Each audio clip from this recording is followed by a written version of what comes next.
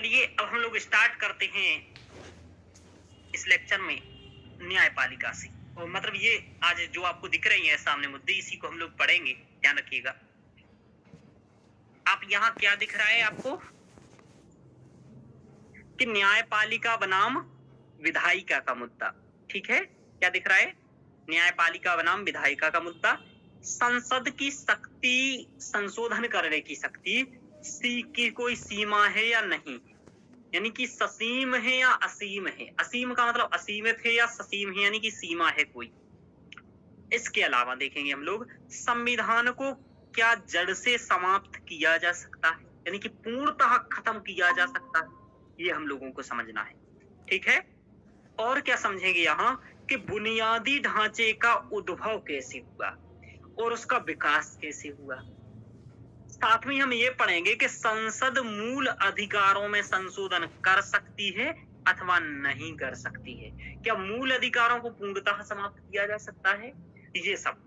तो ये इतने टॉपिक्स के आंसर हम अभी पाएंगे आगे एक साथ। तो आपके इतना कोई भी इस टाइप का प्रश्न रहे, आपका उत्तर एक ही टाइप से रहेगा, ध्यान रखिएगा, जो हम आगे समझाएंगे कि न्यायपालिका बनाम कार्यपालिका का, विधायिका का विवाद क्या है। संसद की जो संशोधन करने की शक्ति है वो सीमा है, उसकी क्या सीमा नहीं है। क्या संविधान को जड़ से समाप्त किया जा सकता है, जैसे हमारे वो सर कह रहे थे। चलिए, बुनियादी ढांचे का उद्भव एवं विकास कैसे हुआ है, संसद मूल अधिकारों में संशोधन कर सकती है अथवा नहीं, ये सभी समझेंगे, ठीक है शिल्पा जी, रोशनी जी? जी हाँ सर। सर। चलिए आगे देखते हैं हम लोग, ये सभी के उत्तर आपको अब मिल जाएंगे। ये विवाद हुआ आरंभ वर्ष 1951 से, 1951 से, ध्यान रखिए। और उस समय ये बात आया सामने, भूमि सुधार का मामला आया। भूमि सुधार हेतु क्या हो रहा था उस समय, क्या था कि संपत्ति का अधिकार मूल अधिकार था। समझ में आ रहा? क्या था? संपत्ति का अधिकार मौलिक अधिकार था। संपत्ति का अधिकार मूल अधिकार था। अब मान लीजिए एक रोड डालना है, समझ में आ रहा? अब ये रोड डालना है तो सरकार को किसी का घर के पास, मान लो यहाँ किसी का खेत है, उसकी जमीन लेनी होगी, समझ में आ रहा? लेकिन अब वो व्यक्ति क्या करेगा कि कहेगा संपत्ति का अधिकार मेरा मूल अधिकार है, इसलिए तुम यदि मेरी सरकार यदि मेरी जमीन लेगी तो मैं कहाँ जाऊंगा, बोलो? सुप्रीम कोर्ट जाऊंगा। अब ये सुप्रीम कोर्ट गया, और सुप्रीम कोर्ट जैसे ही गए तो वहीं से आ गया, विवाद आरंभ हुआ कि भाई संविधान में क्या मौलिक अधिकारों में संशोधन किया जा सकता है पूर्णतः या नहीं किया जा सकता है। अब ऐसे तो भाई, ऐसे यदि हर व्यक्ति कहने लगेगा कि मेरा संपत्ति क्या है, मूल अधिकार है, और मैं ऐसा कुछ यहाँ सरकार काम नहीं करेगी, तो सरकार कुछ भी नहीं कर पाएगी। समझ में आ रहा? हाँ सर। तो ऐसे तो बहुत समस्या हो जाएगी कि हर जगह ही लोगों का कुछ ना कुछ है, सरकार को तो भाई कुछ बनाना पड़ेगा, तो उसकी जमीन लेनी पड़ेगी, भले उसे पैसे दे। तो यहीं से मुद्दा आरंभ हुआ। तो भूमि सुधार चल रहे थे, उसी के चलते ये विवाद पहुंचा सर्वोच्च न्यायालय के पास। अब डिसाइड सर्वोच्च न्यायालय को ये करना था कि संविधान मतलब अनुच्छेद 368 के तहत मौलिक अधिकारों में संशोधन किया जा सकता है या नहीं किया जा सकता है, या फिर संविधान में संशोधन किया जा सकता है या नहीं किया जा सकता है। मूल बात यहाँ मौलिक अधिकारों की, और मौलिक अधिकारों में किया जा सकता है फिर तो सब में किया ही जा सकता है, ठीक है, ध्यान रखो। तो संशोधन की संवैधानिकता पर प्रश्न चिन्ह था कि संशोधन की संवैधानिकता यानी कि क्या सीमा है संशोधन की, समझ में आ रहा? ये वाला क्वेश्चन। हाँ सर। तो यहाँ किया गया कि संपत्ति के अधिकार अनुच्छेद 31 को सीमित कर किया गया है ना। और सर्वोच्च न्यायालय ने क्या निर्णय दिया कि अनुच्छेद 368 के तहत संविधान में संशोधन कर सकते हैं हम, ऐसा कहा, यानी कि संविधान में संशोधन किया जा सकता है, कोई दिक्कत नहीं है, ध्यान रखो। ये कहा गया। तो यानी कि आपको ये मालूम चला, आगे बताते हैं आगे क्या हुआ। आगे एक और बाद आया, ये आप देख रहे हैं कब आया, ये है पहला संविधान संशोधन, प्रथम संविधान संशोधन। और आपको बताऊं यूपीएससी ने 2023 के प्रीलिम्स में एक क्वेश्चन पूछा, और उसने पूछा कि जो बुनियादी ढांचे वाला ऐसा कुछ मामला था 21 संविधान संशोधन से आरंभ हुआ। वहां अब क्वेश्चन थोड़ा इधर उधर हो सकता है, मुझे याद नहीं है क्योंकि, है ना, देखा था मैंने इसलिए मैं बता रहा हूँ। उसमें था पहला संविधान संशोधन, 42वां संविधान संशोधन, 44वां संविधान संशोधन, और 80% ने 42वां लगाया। ठीक है जी सर। लेकिन उसमें प्रथम संविधान संशोधन उसको था, क्योंकि यहीं से ये बातें स्टार्ट हुई थी कि संशोधन यानी कि संविधान की संशोधन करने की क्या सीमा, पूरा संविधान बदला जा सकता है या नहीं, ये क्वेश्चन यहीं से आरंभ हुआ था। ध्यान रखो। तो यानी कि किया जा सकता, यहाँ न्यायालय ने ये कहा कि अनुच्छेद 368 के तहत किया जा सकता है संशोधन। समझ में आ रहा ये वाली बात? हाँ सर। इसके बाद 1965 में क्वेश्चन फिर से एक बात आया इसी के संबंध में, सज्जन सिंह बनाम राजस्थान राज्यपाल। इस 17वें संविधान संशोधन को लेकर के प्रश्न चिन्ह लगाया गया। इस बाद में भी पूर्व के शंकरी प्रसाद बाद के आधार पर चुनौती दी गई। कहा गया कि ऐसा किया जा सकता है। हाँ, तो यहाँ भी क्या रहा कि ये उच्चतम न्यायालय ने कहा है यहाँ बदलाव किया जा सकता है। समझ में आ रहा? यानी कि इसने कहा कि भाग 3 के तहत बदलाव किया जा सकता है, संशोधन यानी कि संशोधन किया जा सकता है। तो अपने ये क्या कहा कि पूर्ववर्ती जो निर्णय दिया था इसने 1951 में, उस पर ये अडिग रहा कि भाई किया जा सकता है। लेकिन फिर 2 साल बाद फिर से 1967 में, तो ये डेट याद रखना है, 1965 1951, इसमें है शंकरी प्रसाद वाद, इसमें है सज्जन सिंह वाद, इसमें है गोलखनाथ वाद, SSG याद रखिएगा, और आगे आएगा केशवानंद भारती वाद। तो SSGK ये याद रखना है आपको, ये बहुत इंपॉर्टेंट है। अब इसमें क्या कहा सुप्रीम कोर्ट ने? इसमें सुप्रीम कोर्ट ने कहा कि गोलखनाथ वाद में भी उसी आधार पर चुनौती दी गई कि क्या संविधान संशोधन द्वारा मूल अधिकारों को समाप्त किया जा सकता है या न्यून किया जा सकता है अथवा नहीं। ये क्वेश्चन सर्वोच्च न्यायालय के पास आया। तो यहाँ न्यायालय ने एक मामला अपने पूर्ववर्ती निर्णयों से विपरीत दिया। कहा कि न्यायालय द्वारा ये कहा गया कि अपने पूर्ववर्ती निर्णयों को उलटकर इसमें कहा गया कि अनुच्छेद 368 द्वारा मौलिक अधिकारों को ना ही न्यून किया जा सकता है और ना ही समाप्त किया जा सकता है। जबकि यहाँ और यहाँ क्या कह रहे थे कि समाप्त भी कर सकते हैं और न्यून भी कर सकते हैं। ऐसा क्यों? आप समझो कि थोड़ा सा आप इतिहास को समझो। पहले प्रधानमंत्री कौन थे?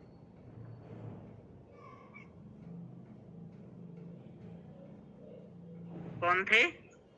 पंडित जवाहरलाल नेहरू। हाँ, जवाहरलाल नेहरू। और इस समय बहुमत इनका बहुत अच्छा था। समझ में आ रहा? यानी कि पूर्ण बहुमत से सरकार बनती थी। और उस समय विधायिका में इतने पावरफुल लोग थे, आप समझो कि जिन्होंने स्वतंत्रता सेनानी थे। समझ में आ रहा? वही सब जिन्होंने 1942 में भारत छोड़ो आंदोलन में थे, अम्बेडकर जैसे लोग, ऐसे लोग वहां थे। तो न्यायपालिका विधायिका से थोड़ी सी दबती थी, यानी कि कमजोर न्यायपालिका थी हमारी। समझ में आ रहा? हमारी न्यायपालिका का भी क्या रहा? हमारी न्यायपालिका का भी एक विकास क्रम रहा है। सबसे पहले न्यायपालिका कमजोर रही, समझ में आ रहा? फिर धीरे धीरे थोड़ी मजबूत हुई। और आपको बताऊं, ये रहा 1950 से लेकर के 1900, आप देख लो यहीं तक, 1970 तक। फिर 1973 के बाद से स्टार्ट हो गई थोड़ी सी मजबूत होना, वही सोसनार की एक लोहार की वाला, यानी कि केशवानंद। फिर ये बढ़ती ही चली गई। और इसने, मैंने आपको बताया था 1979 में जनहित याचिका स्टार्ट कर दिया। ठीक है कि तुम अपना जनता अपना मुद्दा लाओ, मैं देख लूंगा। तो जनहित याचिका स्टार्ट हो गया और धीरे धीरे अभी मोदी जी के अहम को चंद्रचूड़ चुनौती दे रहे हैं। देख रहे हो आप? अभी कोई नहीं कह सकता है न्यायपालिका कमजोर है। ठीक है? तो ये चंद्रचूड़ जी चुनौती दे रहे हैं। तो न्यायपालिका शुरुआत में कमजोर थी क्योंकि सरकार मजबूत थी। समझ में आ रहा? यानी कि जब जब सरकार एकदम मजबूत होगी तब तक न्यायपालिका कमजोर होगी। लेकिन ऐसा नहीं है, ठीक है, ऐसा नहीं है, ऐसा शुरुआत में देखा गया है। ठीक है, अभी ऐसा देखा है कि सरकार भी मजबूत है और न्यायपालिका भी मजबूत है, दोनों बराबर है। मुझे लग रहा है कि जो स्थिति इंदिरा गांधी के समय थी, यदि 400 पार हो गया मोदी जी का, तो हो सकता है वो देखने को मिल जाए।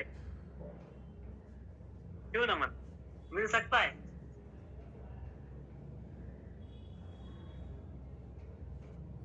बात हो सकती है।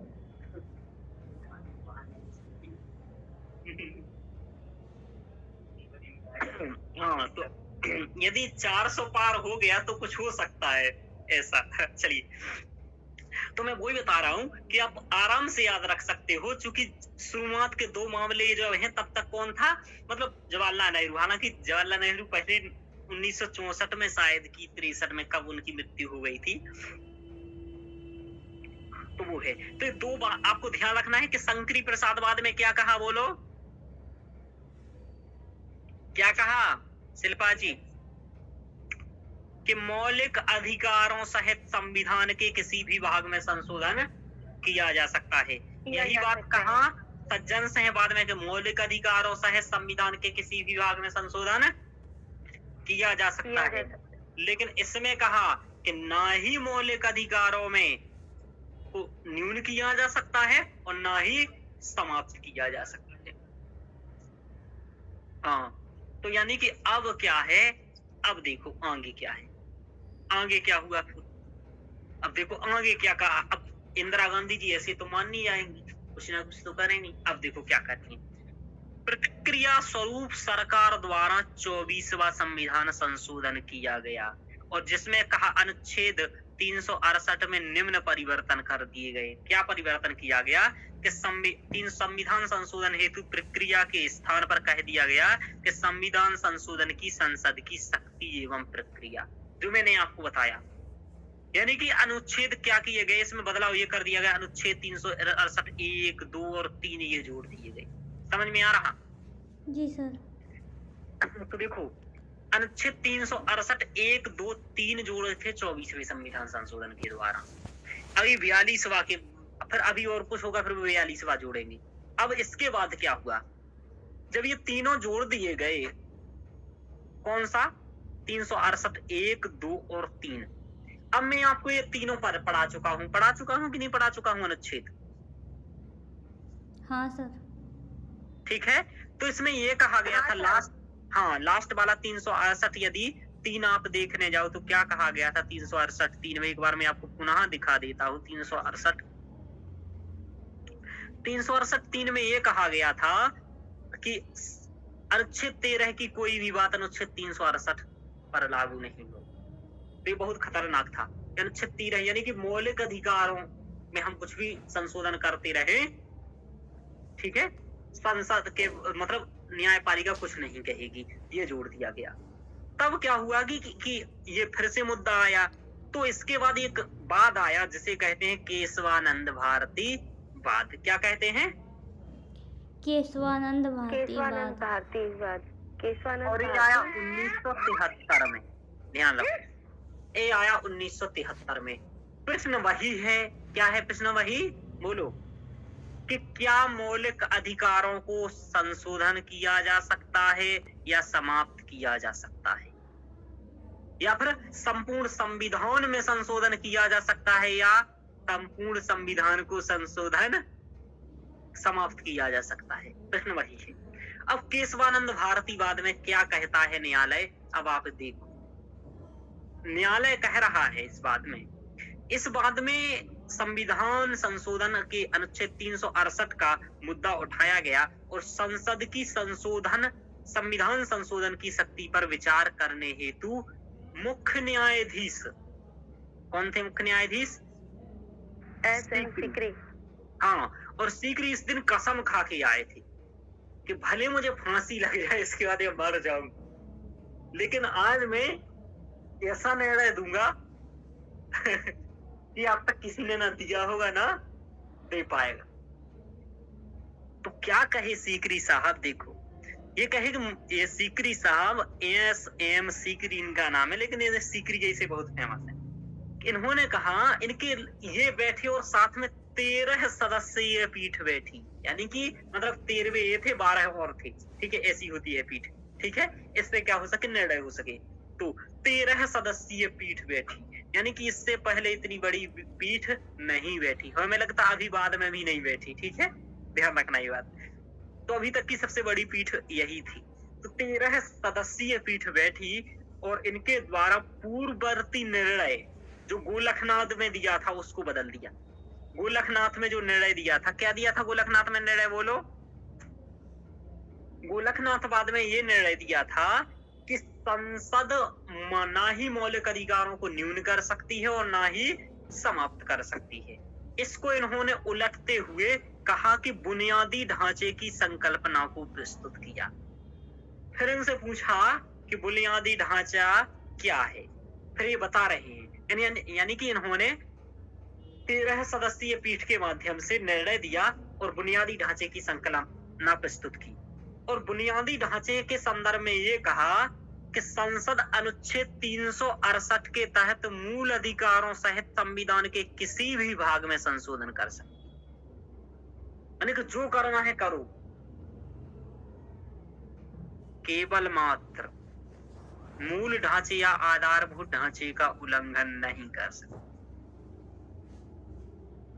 समझ में आ रहा? ऐसा इन्होंने कहा, मतलब इन्होंने ऐसा कहा, वही वाली बात कि मैं तुमसे पूर्ण दिल से अपने मोहब्बत को निभाऊंगा जब तक मेरा मन होगा तब तक। समझ में आ रहा? इस टाइप की बात कहा इन्होंने। समझ में आ रहा है सिलवाजी आपको कि भाई? हाँ सर, आ रहा है समझ में सर। हाँ, कि कुछ भी संशोधन कर लो आप, मूल अधिकारों में संशोधन कर लो, कोई भी दिक्कत नहीं है, किसी भी भाग में संशोधन कर लो, केवल मूल ढांचे को छोड़कर। इंदिरा गांधी जी खुश, बाप बहुत बढ़िया बात बोला यार, अब तो सब कुछ कर लेंगे। फिर इंदिरा गांधी जी ने पूछा कि मूल ढांचा क्या है, तब देखो क्या कहे सीकरी। मूल ढांचे से अभिप्राय उन संवैधानिक सिद्धांतों से है जो कि संविधान अथवा शासन के आधारभूत आत्मीय सिद्धांत है। बोले जो शासन व्यवस्था के, हमारे देश के, हमारे संविधान के जो भी आधारभूत सिद्धांत हैं, आत्मीय सिद्धांत हैं, जो प्राण हैं, जिनके बिना संविधान प्राणहीन या मृत हो जाएगा, वह क्या है, वो है बुनियादी ढांचा। और उन्होंने कहा न्यायालय द्वारा यह भी स्पष्ट किया गया कि चूंकि संविधान एक जीवंत एवं गतिशील दस्तावेज है, यानी कि ऐसा जब इन्होंने कहा कि भैया मूल आधारभूत जो आत्मीय सिद्धांत हैं वो उनमें बदलाव नहीं कर सकते हो, बाकी किसी में कर सकते हो। अब इंदिरा गांधी ने कहा कि ठीक है, मैं आपकी बात से राजी हूं, एक काम करो, लिस्ट दो हमें कि कौन कौन से आधारभूत सिद्धांत हैं या आत्मीय सिद्धांत हैं। तब न्यायालय क्या बोला, देखो ये लिस्ट तो मैं नहीं दे सकता। तब फिर इंदिरा गांधी जी ने कहा क्यों नहीं दे सकते, तो इन्होंने कहा कि देखो संविधान क्या है, एक जीवंत और गतिशील दस्तावेज है। क्या है?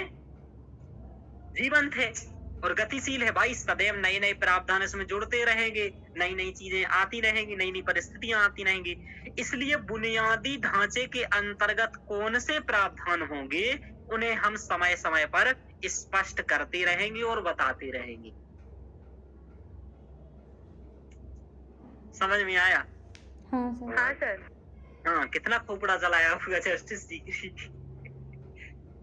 तो न्यायालय द्वारा फिर क्या हुआ, तो फिर अब इंदिरा गांधी जी क्या कहते, ठीक है अब क्या ही कर लेंगे हम तुम्हारा, ठीक है। तो न्यायालय द्वारा अपने विभिन्न निर्णयों वादों में बुनियादी ढांचे के अंतर्गत आने वाले घटकों को स्पष्ट किया गया है, यानी कि उन्होंने फिर न्यायालय ने अपने कई सारे निर्णयों के माध्यम से कई सारे वो सिद्धांत बताए हैं जो संविधान के आधारभूत सिद्धांत हैं और बताए हैं, अभी भी बताते रहता है। ठीक है, तो क्या है वो सिद्धांत, कुछ कुछ आपको याद रखना है। आपसे पूछा जाएगा कि बुनियादी ढांचे के अंतर्गत कौन कौन से सिद्धांत आती हैं। तो देखो ये कहा कि संविधान की सर्वोच्चता किसके अंतर्गत आता है, बुनियादी ढांचे के अंतर्गत आता है। यानी कि संविधान सर्व के लिए क्या होगा, सबसे इम्पोर्टेंट सर्वोच्च होगा। यानी कि ना प्रधानमंत्री सर्वोच्च ना राष्ट्रपति सर्वोच्च, कौन सर्वोच्च, संविधान। बताइए रोशनी जी, आवाज आ रही है? जी सर, आ नहीं रही क्या कौन आवाज? सर्वोच्च, सुन रहे हो? जी सर, सुन रहे हैं। हाँ, तो संविधान की सर्वोच्चता क्या है, बुनियादी ढांचा है।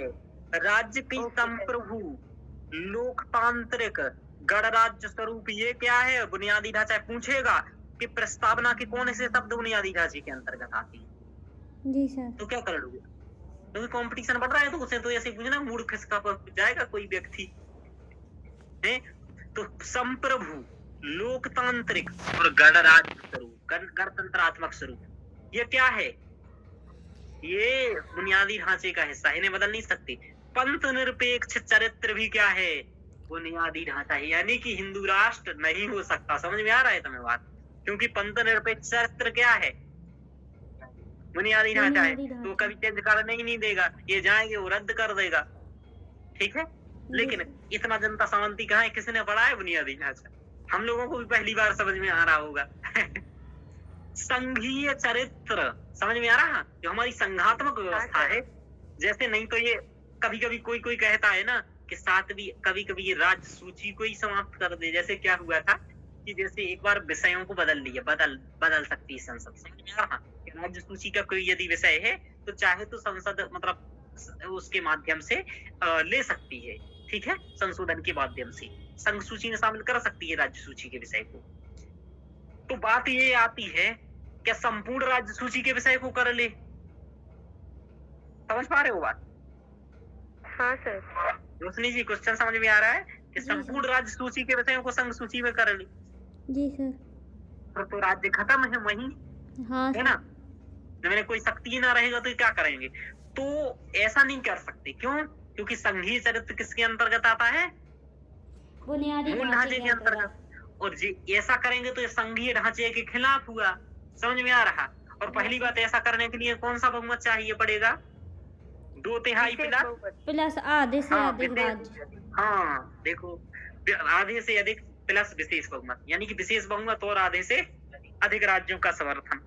देखो, शक्ति पृथक्करण का सिद्धांत भी क्या है, बुनियादी ढांचा है। ये प्रीलिम्स में पूछे जाएंगे, ध्यान रखना, ये लिस्ट आपको याद करके रिवीजन करके जानी है प्रीलिम्स के लिए। तो लिख लो जहां जहां ऐसी पीटी है ना, ठीक है ना, मन लिखते जाना, ये सूची रट के जाना है पीटी से पहले। विधि का शासन, रूल ऑफ लॉ, ये भी है। अच्छा, संसदीय प्रणाली कल हम लोगों ने बताई थी कि संसदीय प्रणाली वो होती है जिसमें राष्ट्र प्रमुख और राज्य प्रमुख भिन्न भिन्न व्यक्ति होते हैं। जैसे राज्य प्रमुख हमारे यहाँ कौन है, सॉरी, राज्य प्रमुख और सरकार का प्रमुख कह रहा था मैं, कि राज्य प्रमुख कौन है, राष्ट्रपति, और सरकार प्रमुख कौन है, प्रधानमंत्री। प्रधानमंत्री, सॉरी, ठीक, हाँ। और जो अध्यक्षीय प्रणाली होती है उसमें सर्वे सर्वा एक ही होता है दोनों, यानी कि राज्य प्रमुख और सरकार का प्रमुख राष्ट्रपति ही होता है, जो कि अमेरिका की है। तो संसदीय शासन प्रणाली भी चेंज नहीं कर सकते हम, नहीं तो हम सोचे कि चलो मोदी जी ने सोचा कि चलो अमेरिका में राष्ट्रपति बन गया, इसी के साथ कर देते हैं, यही प्रणाली ठीक है। तो ऐसा नहीं कर सकते, यानी कि जैसे पुतिन जी ने कर लिया ना, वैसा यहाँ नहीं हो सकता है कि उन्होंने कहा नहीं ऐसा बदल देंगे। तो ये प्रणाली चेंज नहीं कर सकती। राष्ट्र की एकता व अखंडता, ये भी क्या है, बुनियादी ढांचा है। यहाँ तक कि देखो कि कल्याणकारी राज्य भी क्या है हमारा, बुनियादी ढांचा है। न्याय तक सभी की पहुंच, यानी कि न्यायिक संस्था, न्याय तक सभी की पहुंच भी क्या है, बुनियादी ढांचा है। मूल अधिकार और नीति निर्देशक तत्वों के मध्य सामंजस्य और संतुलन क्या है, बुनियादी ढांचा है। तो ये सभी बुनियादी ढांचे हैं। तो अब आपको ये मालूम चला कि बुनियादी ढांचा क्या है, चला मालूम? हाँ सर। आपको ये आपसे पूछेगा पेपर में, बुनियादी ढांचा क्या है, कैसे बुनियादी ढांचा आया। तो बुनियादी ढांचा देखो इसी प्रश्न के उत्तर के स्वरूप आया कि संविधान में संशोधन किया जा सकता है या नहीं किया जा सकता है। अब आप मुझे बताओ, तो क्या संविधान को बदलाव किया जा सकता है या नहीं किया जा सकता? किया जा सकता है सर बदलाव, बुनियादी ढांचे को हाँ। छोड़कर। समाप्त किया जा सकता है या नहीं किया जा सकता?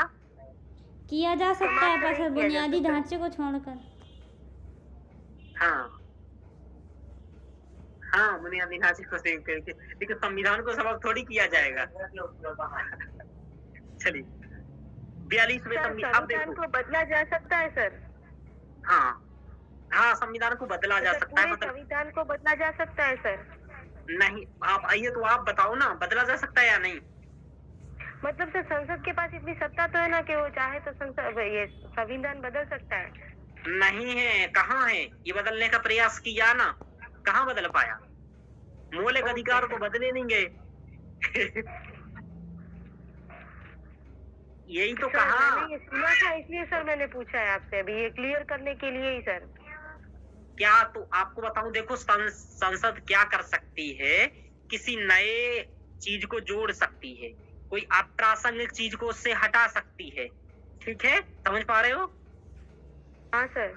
लेकिन आप चाहो पूरे कि संविधान को चेंज नहीं कर सकती। पूर्ण संविधान को चेंज नहीं कर सकती, मौलिक अधिकार को नहीं हटा सकती, ठीक है। ओके सर, यहाँ ओके। तक कि जो लिखा है कि पंथ निरपेक्ष राज्य, इसको भी नहीं हटा सकती, यानी कि वो वही कर सकती है जो न्यायपालिका कह दे, यानी कि संशोधन करके ले जाएगी सरकार, कुछ भी बदल सकती है बदलने को। जैसे कि एक संशोधन लाए और संविधान पंथ निरपेक्ष राज्य को हटा दी, लेकिन ये हटाने के बाद फिर ये बात लेके जाएगी कहाँ, सुप्रीम कोर्ट के पास, और सुप्रीम कोर्ट इसको रद्द कर देगा। समझ पा रहे हो शिल्पा जी? हाँ सर। कहेगा कि बुनियादी ढांचे के खिलाफ है। तो वैसे तो सब कुछ बदल लो, लेकिन वहां जाकर के तो खत्म ही हो जाएगा। इसलिए असली बात ये है कि तुम सब कुछ नहीं बदल सकते, केवल वही बदल सकते हो जिसमें तुम्हारी मनसा साफ हो, समझ में आ रहा, या जन कल्याण के अनुकूल हो, या सम्यक हो। तो देखो, सकारात्मक संशोधन कर सकती है सरकार, समझ में आ रहा? हाँ हाँ सर। सर। हाँ, यानी कि जैसे महिलाओं के लिए आरक्षण करना है, कर सकती है, कि किसी क्षेत्र को हमें कुछ करना है वो कर सकते हैं, लेकिन हम ऐसा नहीं कि बुनियादी ढांचे में बदलाव नहीं कर सकते। बुनियादी ढांचा क्या है, ये न्यायपालिका बताएगी, अब बदलाव करो फिर ले जाओ, फिर वो बता देगी। समझ में आ रहा शिल्पा जी? हाँ सर। कोई भी बदलाव कर ले संसद, लेकिन वो बदलाव सही है या नहीं है, ये न्यायपालिका डिसाइड करती है बुनियादी ढांचे के तहत। चलिए ओके सर। आगे चलते हैं, 1 मिनट रुकिएगा।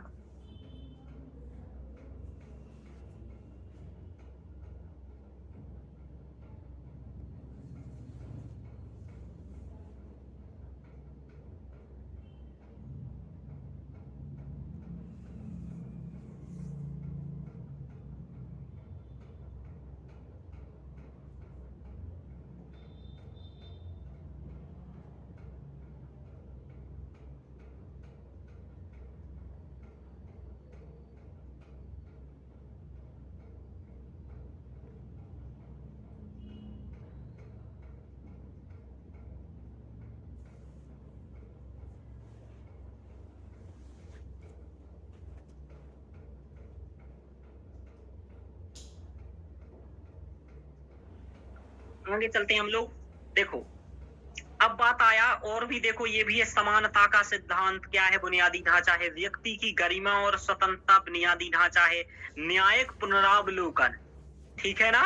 न्यायिक पुनरावलोकन भी क्या है बोलो? बुनियादी ढांचा। बुनियादी ढांचा है। न्यायपालिका की स्वतंत्रता क्या है? बुनियादी ढांचा है। युक्ति युक्तता और तर्क संगतता, ये भी बुनियादी ढांचा है। जैसे कभी कभी किया जाता है कि ये युक्ति युक्त संगत है, जैसे अनुच्छेद 19 के तहत कुछ देखते हैं, ठीक है। स्वतंत्र और निष्पक्ष चुनाव भी क्या है? बुनियादी ढांचा। इसलिए चुनावी बॉन्ड को क्या कर दिया गया? ध्यान रखो। अनुच्छेद 32, 136, 141, 142 के अंतर्गत उच्चतम न्यायालय की शक्तियां भी क्या हैं? बुनियादी ढांचा, यानी कि पूर्ण न्याय क्या है? बुनियादी ढांचा 142 के तहत। ठीक है। जी सर। हाँ ओके सर। हाँ, तो एक पूर्ण न्याय करने की कर सकता है, वरना ये भी हटा दे तो उसने पहले, यानी कि ये सब बताते रहता है। और क्या क्या है, ये लिस्ट कभी भी पूरी नहीं हो सकती है। समझ में आ रहा? क्योंकि ये इंदिरा गांधी को मना कर दिए थे तो हम लोग होते क्या हैं? चलिए, तो अब देखो अब क्या किया। जैसे ही केशवानंद भारती का ये निर्णय दिया तो एक बार और इंदिरा गांधी ने अपनी शक्ति को आजमाया। और ये निर्णय कब दिया था? 1973 में। अब इन्होंने क्या किया कि फिर से संविधान संशोधन कर दिया 1976 में, और उस संविधान संशोधन को कहा गया 42वां संविधान संशोधन। और इसी के तहत वो 368(4) और 368(5) जोड़े गए, जिसमें ये कहा गया था कि न्यायिक पुनरावलोकन की शक्ति को सीमित करने का प्रयास किया गया था। किया गया था कि नहीं किया गया था? हाँ सर। यानी कि हमने बताया था आपको कि अनुच्छेद 4 और 5 यदि देख लो ये तो संपूर्ण संविधान बदल सकते हैं। यानी कि अनुच्छेद 4 और 5 संपूर्ण संविधान बदलने की शक्ति रखते थे। ध्यान रखो, मैं ऐसा क्यों कह रहा हूं रखते थे, वो अभी आपको आगे मालूम चल जाएगा। हाँ, तो इसके बाद क्या हुआ कि 1900 जैसे ही इसने ऐसा किया कि ऐसा प्रावधान किया संशोधन में इंदिरा गांधी जी ने, तो आगे क्या किया, सुप्रीम कोर्ट का एक और केस आया, मिनर्वा मिल्स वाद 1980 में, जिसमें सर्वोच्च न्यायालय ने निर्णय दिया कि अनुच्छेद 31C में किया गया बदलाव अविधिमान है, शून्य घोषित कर दिया, क्योंकि यह मूल ढांचे का उल्लंघन करता है। और साथ में ही अनुच्छेद 368 के खंड 4 और 5 को अविधिमान्य घोषित कर दिया और मूल ढांचे का उल्लंघन माना कि मूल ढांचे का क्या है? उल्लंघन है। हाँ, क्या है मूल ढांचे का उल्लंघन? अनुच्छेद 368 4 और 5। ठीक है, तो इसका मतलब क्या हुआ? फिर इसके बाद एक और वाद आया, बामन राय बनाम भारत संघवाद 1981। इस वाद में सर्वोच्च न्यायालय द्वारा यह निर्णय दिया गया कि बुनियादी ढांचे का सिद्धांत 24 अप्रैल 1973 के पश्चात के सभी लाए गए सभी प्रावधानों पर लागू होगा, इससे पूर्व की विधियों पर लागू नहीं होगा, क्योंकि जब से ये लाया गया उसके बाद से ये लागू होगा। ध्यान रखो, समझ में आ रहा? जी सर। चलिए आगे चलते। फिर आगे क्या किया गया, तो ये आपने देखा कि संविधान में संशोधन किया जा सकता है या नहीं। तो शिल्पा जी समझ में आया कि नहीं आया? हाँ सर। अब ये मुझे बताइए कि अब आप लोगों को क्या मालूम चला, संविधान में संशोधन किया जा सकता है या नहीं किया जा सकता है? बताइए शिल्पा जी। किया जा सकता है और किया नहीं जा सकता, दोनों सर। क्या मूर्खता वाली बात कर रही हो? सर किया जा सकता है। किया जा सकता है सर, किया जा सकता है। सॉरी सर, किया जा सकता है। देखो, आपसे कभी कोई पूछे कि संविधान में संशोधन किया जा सकता है तो एक ही उत्तर है, केशवानंद भारती वाला, किया जा सकता है। Okay sir. किया नहीं जा सकता है। यहाँ देख लो, जो उत्तर जो बात इसने कही वही बात आपको कहनी है। Okay sir. इसमें इन्होंने कहा कि संसद अनुच्छेद 368 के तहत मूल अधिकारों सहित संविधान के किसी भी भाग में संशोधन कर सकती है, केवल मात्र बुनियादी ढांचे को छोड़कर। क्या कहोगे? 368 के तहत मूल अधिकारों सहित संविधान के किसी भी भाग में संशोधन कर सकती है, लेकिन मूल ढांचे में नहीं कर सकती। केवल मूल ढांचे में संशोधन नहीं कर सकती, आधारभूत ढांचे का उल्लंघन नहीं कर सकती। Okay sir. हाँ, अब फिर आपसे दूसरा क्वेश्चन सामने वाले व्यक्ति का होगा कि ये आधारभूत ढांचा क्या है। तो आप कहिएगा कि न्यायालय द्वारा समय समय पर बताया जाता है कि आधारभूत ढांचा क्या है। लेकिन हम बताएं आधारभूत ढांचा हुआ है जो हमारी देश की शासन व्यवस्था के आधारभूत सिद्धांत हैं। तो आपसे मतलब ऐसा नहीं है कि कुछ उसे बताया नहीं, ये भी बताया था कि बुनियादी ढांचा क्या होगा। तो उसने कहा था आधारभूत सिद्धांत। क्या कहा था? आधारभूत सिद्धांत। और वो आधारभूत सिद्धांत है। और वो आधारभूत सिद्धांत क्या है? फिर क्वेश्चन आया था कि भैया तुम बता दो कौन से आधारभूत सिद्धांत है। तो वो आधारभूत सिद्धांत समय समय पर बताते रहेगा। और कुछ उन्हीं की लिस्ट मैंने ये दी है कि ये बताए हैं अभी तक न्यायालय ने कि ये हैं आधारभूत सिद्धांत। समझ में आया शिल्पा जी? हाँ सर। हाँ।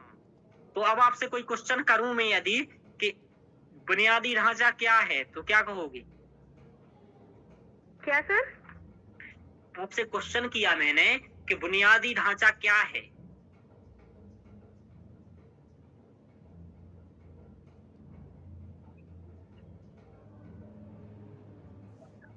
बोलो बुनियादी ढांचा क्या है? नमन बताओ क्या है बुनियादी ढांचा?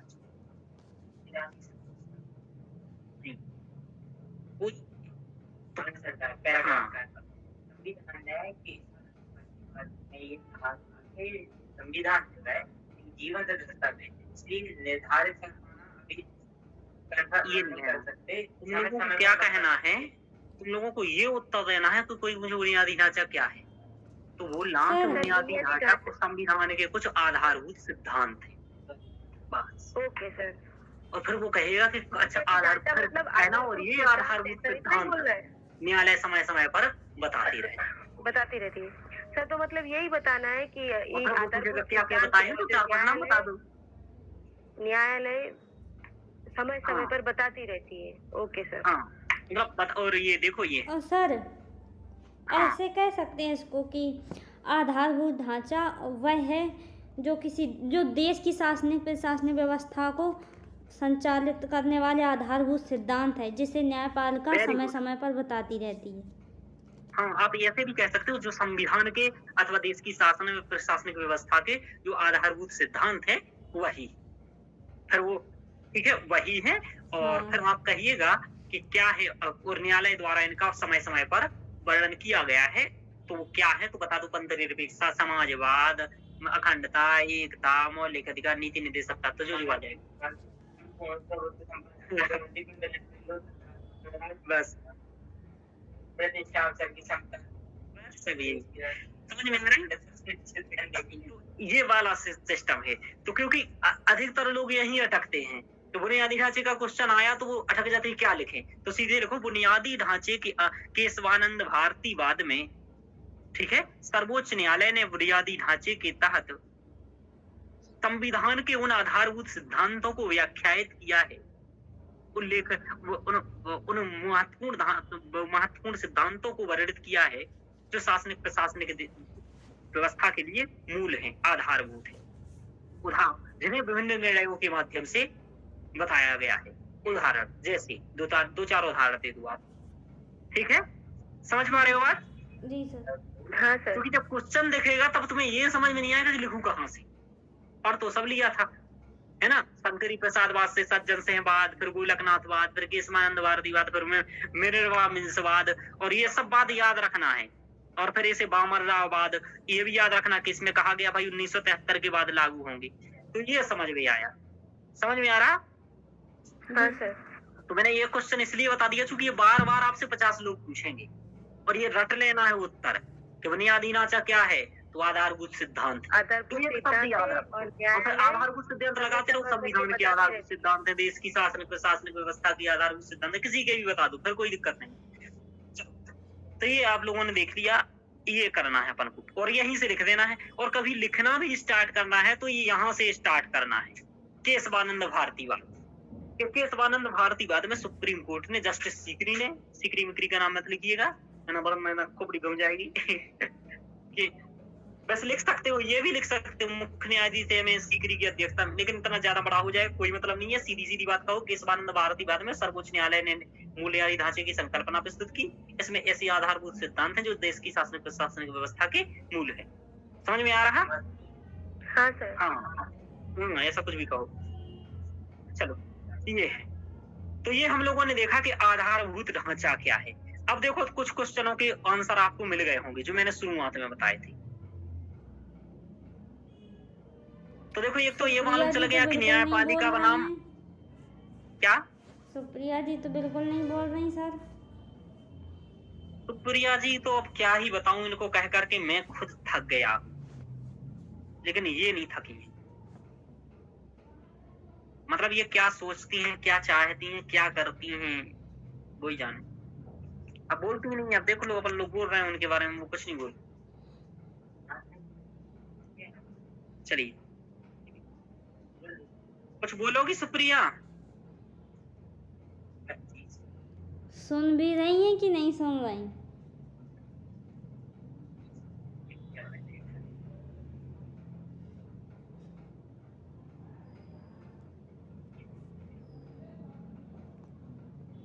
हमें लगता है सुप्रिया ये चाह रही है कि क्लास में भी मैं नहीं रहूं, पढ़ूं भी ना, तो घर वालों को ये भी दिक्कत ना हो कि पढ़ नहीं रही है, दिखावा का पढ़ाई करना ही।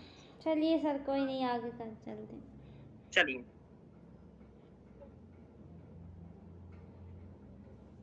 मैंने रिमूव कर दिया उन्हें। चलो आगे चलो। सर आपको रिमूव नहीं करना था सर। नहीं नहीं, मैं ऐसा ही हूँ। नहीं पढ़ना है तो क्यों यहाँ प्रेजेंट है, कोई मतलब नहीं है, ठीक है। Okay sir. हाँ कोई मतलब नहीं है पढ़ने का यहाँ, मतलब यूपीएससी ऐसे थोड़ी ना होती है। अब ज्वाइन करें, कॉल करें, फिर देखते हैं करें, अब वो कभी कॉल नहीं करेंगे। चलिए न्यायपालिका बनाम कार्यपालिका। देखो अच्छे से पढ़ो वरना पढ़ाना भी बंद कर दूंगा, ध्यान रखना ये बात। आगे नहीं चलो। सर, हम पढ़ेंगे सर। हाँ क्योंकि हम फालतू का समय बर्बाद करने से अब कोई मतलब नहीं है मुझे, ध्यान रखो। हमें चलो न्यायपालिका बनाम कार्यपालिका का विवाद, यानी कि ये तो कोई क्वेश्चन नहीं बनेगा। क्वेश्चन ये बनेगा संसद की शक्ति ससीम है या असीम, तो अब क्या कहोगी? सर ससीम कहेंगे। ससीम है, और ये बुनियादी ढांचे से आप कहोगे, हाँ सर। ठीक है। कि ये हम थोड़ी, तुम थोड़ी ना कह रहे हो, तो सर्वोच्च न्यायालय कह दिया तुम्हारा भाई लिमिट और में, क्या सर, तर्क ठीक है। देके क्योंकि कहेंगे ना संविधान की उसका। सर्वोच्चता क्या है? हमारे यहाँ मूल अधिकार है, बुनियादी ढांचा है। हम्म। तो हाँ, तो हमारे यहाँ संसदीय सर्वोच्चता नहीं है, हमारे यहाँ क्या है? विधायी सर्वोच्चता नहीं है, हमारे यहाँ न्यायालयी सर्वोच्चता नहीं है, हमारे यहाँ कॉन्स्टिट्यूशनल सुप्रीमेसी है ना। हाँ सर। हाँ सर। हाँ, और अपना ब्रिटेन में क्या है? सर संसद। जी, संसदीय सर्वोच्चता है। अमेरिका में क्या है? वहां भी संविधान सर्वोच्च है, हम पढ़ा चुके हैं हाँ, आपको ये बात। संविधान सर्वोच्चता सर। हाँ सर, ये अब बात क्या होती है, मैं भले अलग अलग चैप्टर पढ़ा रहा हूँ, सब कुछ जोड़ा हुआ है, क्योंकि मनुष्य की खोपड़ी एक है और यूपीएससी की क्वेश्चन खिचड़ी है। अब तो यही कहते हैं हम, यूपीएससी का क्वेश्चन खिचड़ी है, सब मिला के पूछेगा और तुम भी मिला के ही लिखोगे तो ही नंबर मिलेंगे। हाँ सर, वो तो सर धीरे धीरे आने ही लग जाएगा वो भी। अब देखो बात एक और, ये भी क्लियर हो गया क्वेश्चन। सुप्रिया सुन रही हो? हाँ सर। कहाँ चली गई थी? सर मैं कहीं नहीं गई। जब मैं बुलाया था कहाँ थी? हाँ सर, वो मैं अभी वो मतलब क्लास से मैं कट नहीं हुई, लेकिन मैं बीच में अभी भूल गई। चली गई थी, बहुत अच्छा है। मत आओ सुप्रिया, बंद करो क्लास। गई थी ना सर, लगता है जब वो गई ना तभी रोशनी जी ने इनको बुलाया होगा। हाँ तो एक काम करो सुप्रिया, अब कल से क्लास आना बंद कर दो तुम। ऐसा क्यों सर? क्योंकि तुम पढ़ लिख रही नहीं हो, तो क्यों लगी हो? क्या पढ़ा आज बताओ, कुछ पढ़ा है? कुछ पढ़ा था? हाँ सर, जो आपने कल पढ़ाया था सर, वो एकात्मक लक्षण और संघात्मक लक्षण में सर वो मैंने पढ़ा था उनका। वेरी गुड, बहुत बढ़िया, बहुत सुंदर। आप 5 मुझे एकात्मक लक्षण बता दो बस, इससे ज्यादा मैं कुछ नहीं पूछूंगा। यदि तुमने 5, हाँ 5 एकात्मक लक्षण बता दो जो मैंने पढ़े थे, बिना मतलब तुरंत बोलो। पहला क्या है?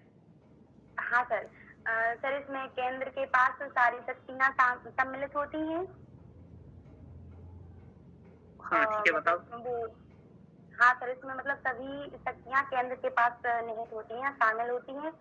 और सर इसमें जो अखिल भारतीय सेवा का जो मतलब केंद्र होता है वो नहीं, जो अखिल भारतीय सेवा है वह केंद्र के नियंत्रण में होती है। और ठीक है, अखिल इसमें भारतीय सेवा, आपातकाल का प्रावधान होता है। ठीक है। हाँ, और सर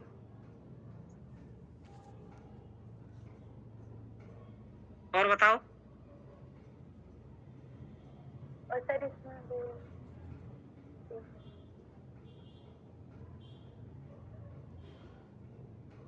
सर मैंने 3 बताया, आपने 2 क्यों लगे? क्योंकि वो आपने ठीक नहीं बताया जो बताया। चलिए, सर इसमें सारी शक्तियाँ केंद्र के पास निहित होती हैं, तो हाँ तो एक आध तक भारत में नहीं है ना सारी शक्तियाँ तो केंद्र सर में ही आपने एग्जाम्पल पूछ रहे हो ना सर इसके, तो कि हाँ, सिर्फ मैं एग्जाम्पल बता हाँ दो। तो सर है। सिर्फ एग्जाम्पल पूछ रहा हूँ, मैं कुछ नहीं पूछ रहा हूँ। अखिल भारतीय न्यायिक सेवा जैसे इन्होंने बताया, ठीक है। आपातकालीन प्रावधान इन्होंने बताए, ठीक है। और बताओ 3। और सर इसमें जो सर केंद्रीकरण होता है वह अरे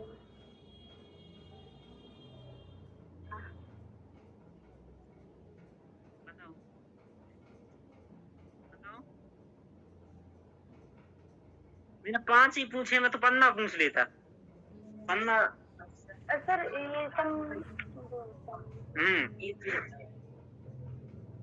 याद ही नहीं है मतलब क्योंकि सशक्त याद केंद्र है ना, अपना बात ये है। चलिए कोई बात नहीं, ढंग से नहीं पढ़ा है, अच्छे से पढ़िए। मतलब ऐसा आपके सर ऐसा नहीं पूछते हैं अपने, आपके सर का तुम्हें मालूम तो है कि उल्टा वो पूछ लेते हैं। हाँ सर मैंने किया था हाँ, वो एसडीजी उल्टे सुन लेते फिर हम। अब भूल गई होगी एसडीजी सब। चलिए पढ़ो सुप्रिया, कोई मतलब नहीं है वरना, है ना। और मुझे गुस्सा आ गया तो मैं नहीं पढ़ाऊंगा, बंद करवा दूंगा भैया को फोन लगा करके, भाई बंद करो पढ़ाई, कोई मतलब नहीं है। चलिए, संविधान को क्या जड़ से समाप्त किया जा सकता है? उत्तर मिल गया कि नहीं मिल गया? जी नहीं सर। किया जा सकता है कि बोलो शिल्पा जी, मिल गया उत्तर? हाँ सर, नहीं किया जा सकता। हाँ, ये आपको मालूम चल गया, जड़ से समाप्त नहीं किया जा सकता है। बुनियादी ढांचे का उद्भव एवं विकास मालूम चल गया, कैसे उद्भव हुआ बुनियादी ढांचे का? हाँ सर। केशवानंद भारती बाद में सर्वोच्च न्यायालय के निर्णय से, ठीक है। जी सर। Okay sir. हाँ मतलब पहले से चालू हो गया, पर वो मतलब मूल बात वही है।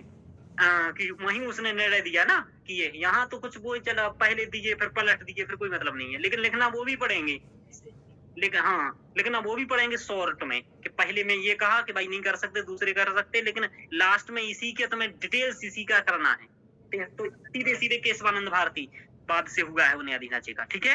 लेकिन पेपर में ये भी कहना है कि शुरुआत तो वहीं से हो गया था। संसद मूल अधिकारों में संशोधन कर सकती है अथवा नहीं, बताओ।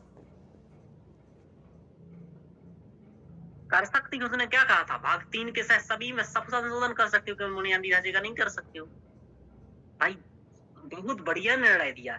जरूरत यदि ऐसा कह देती नहीं कर सकते हो, कोई जरूरत पड़ गया, वही बात है ना। फिर नई चीज भी नहीं जोड़ सकते थे ना, संशोधन नहीं करो तो। संशोधन का मतलब होता है परिवर्धन करना।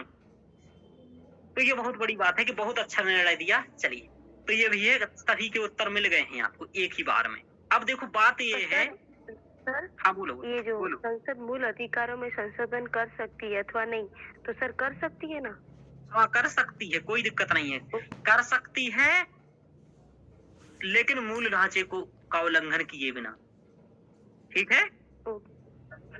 मतलब ये देखो, आपसे कोई कुछ भी पूछे वो सब कुछ कर सकती है, संसद सब कुछ कर सकती है, हम लोगों को एक टांग के ऊपर खड़ा करवा सकती है, केवल मूल ढांचे का उल्लंघन किए बिना। तो मतलब जब ऐसा बिल पारित करेगा मोदी जी को थाली सर। थाली पिटवा सकते हैं मोदी जी, है ना। अच्छा शिल्पा जी, आपको बुरा तो नहीं लगता है? क्यों सर? मैं मोदी जी का कहता हूँ, आप गुजरात से, ये तो बुरा मत मानना, है ना। सर थोड़ा तो लगता है, पर इग्नोर कर देती हूँ। सर थोड़ा इग्नोर भी कर देती हूँ। नहीं नहीं, ऐसा हम इसलिए नहीं कहते, मतलब इसलिए नहीं कहता, वो उससे कोई मतलब ये आपको इससे कोई चिंता नहीं करनी है। पर सर मैं बोल रही हूँ ना, मैं इग्नोर भी कर देती हूँ। नहीं नहीं, मोदी जी का ऐसा नहीं है, मोदी जी बहुत बढ़िया प्रधानमंत्री हैं, जो जनता चाहती है वैसे वो हैं, और क्या हाँ है। हाँ सर, बहुत बहुत बढ़िया है, बहुत बढ़िया है सर। ऐसे नहीं। बाकी आलोचना करना हमारा जन्म सिद्ध अधिकार है, इसलिए करना ही है। चलिए। पर सर तभी तो मैं बोल रही हूँ ना कि मैं इग्नोर भी कर देती हूँ, मतलब। हाँ, तो इसलिए है, मजे लेते हैं। चलिए, सबको, हम किसी को नहीं छोड़ते हैं समय आने पर। चलिए, सक्री प्रसाद वाला भारत संघवादी, ये हम लोगों ने सब कुछ पढ़ लिया। हाँ, आगे देखते हैं। तो अब एक चीज और है, एक क्वेश्चन और पूछा जाता है, वो आगे हम लोग पढ़ते हैं।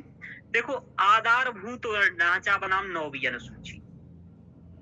देखो, एक क्या किया गया था, एक प्रावधान क्या किया गया कि एक 9वीं अनुसूची है। मूल संविधान में कितनी अनुसूचियां थी, बोलो सुप्रिया? मूल संविधान में कितनी अनुसूची थी? सर 8। और वर्तमान में कितनी है? सर 12। वेरी गुड, बहुत अच्छा, कम से कम एक तो अच्छा उत्तर दिया। चलिए, तो इसके बाद जो 9वीं अनुसूची जोड़ी गई, उसमें क्या किया गया? इसमें किया गया कि इस अनुसूची के तहत भूमि सुधार से संबंधित कुछ कानून जोड़े गए थे, ठीक है। और कहा गया कि इस अनुसूची के अंतर्गत जो भी कानून जोड़ देगी संसद, उनकी न्यायिक समीक्षा नहीं होगी। समझ में आ रहा? हाँ सर। ऐसा प्रथम संविधान संशोधन के माध्यम से किया गया था। तो 9वीं अनुसूची कब जोड़ी गई, देख लो। तो 9वीं अनुसूची का निर्माण प्रथम संविधान संशोधन द्वारा किया गया, जिसका मूल उद्देश्य भूमि सुधार अधिनियमों को संरक्षण प्रदान करना था, कि भाई भूमि सुधार हो सके, ठीक है, तथा इन अधिनियमों को न्यायिक पुनरावलोकन से बचाना था। इसलिए 9वीं अनुसूची को न्यायिक पुनरावलोकन से बाहर रखा गया। लेकिन 24 अप्रैल 1973 के बाद 9वीं अनुसूची में ऐसे विषयों को भी शामिल करने की प्रवृत्ति देखी गई कि जो भूमि सुधार से संबंधित नहीं थे। देखो क्या हुआ, मैं आपको बताऊं। 1973 का निर्णय दे दिया गया, उसके बाद तो भाई संपूर्ण संविधान न्यायिक पुनरावलोकन के दायरे के अंतर्गत आ चुका था। समझ में आ रहा शिल्पा जी?